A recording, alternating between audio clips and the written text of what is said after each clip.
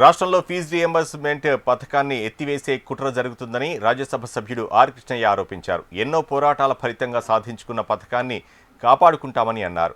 Basheerbagh press క్లబ్లో BC విద్యార్థి సంఘం అధ్యక్షుడు పగిళ్ల సతీష్ అధ్యక్షతన జరిగిన సమావేశంలో ఆర్ కృష్ణయ్య ముఖ్య అతిథిగా పాల్గొన్నారు. కాంగ్రెస్ ప్రభుత్వం అధికారంలోకి రాకముందు 6,000 కోట్ల బకాయిలున్నాయని, ఇప్పుడు అవి 8,000 కోట్లకు చేరాయని అన్నారు.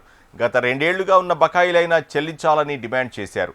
సీఎం రేవంత్కు బీసీలు ఉన్నత చదువులు చదవడం ఇష్టం లేదనేమోనని విమర్శించారు. బకాయిల విడుదల కోసం శాంతియుతంగా నిరసనలు తెలపాలని విద్యార్థులకు పిలుపునిచ్చారు. ఈ నెల 6న కళాశాల విద్యార్థులు తరగతులను బహిష్కరించి కలెక్టర్, ఆర్డీఓ, ఎంఆర్ఓ కార్యాలయాల ముందు నిరసన తెలపాలని ఆర్ కృష్ణయ్య కోరారు. 15 లక్షల మంది విద్యార్థుల యొక్క ఫీజులు, స్కాలర్షిప్లు ఉన్నాయి, ఫీజులు ఉన్నాయి.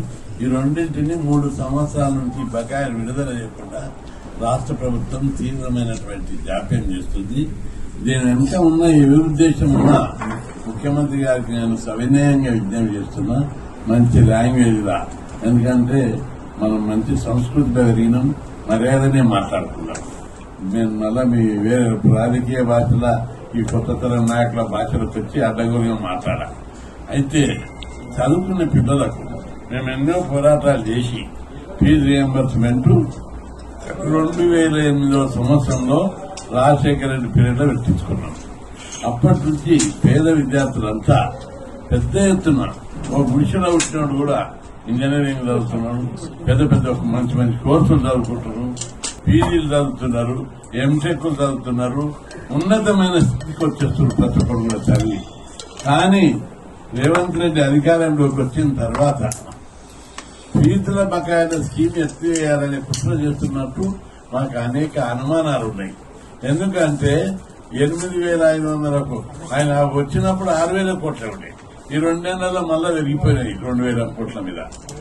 5,000 కోట్ల బకాయిలు ఉంటే ఈయన వచ్చిన 2 నెలల పైసలు కూడా ఇస్తలేడు. గతంలో బకాయిలు ఉన్నాయి, నేను ఇవ్వని అన్నావు, అది తర్వాత కొట్లాడుకుందాం, చూసుకుందాం, దాని తమాషా చేస్తాం. కానీ నువ్వు వచ్చిన తర్వాత ఎన్ని పైసలు ఇచ్చినావు అని చెప్పి అధికారం చేపట్టి 2 సంవత్సరాల 4 నెలలుగా వస్తుంది. నీ ఉద్ధరణ లోపల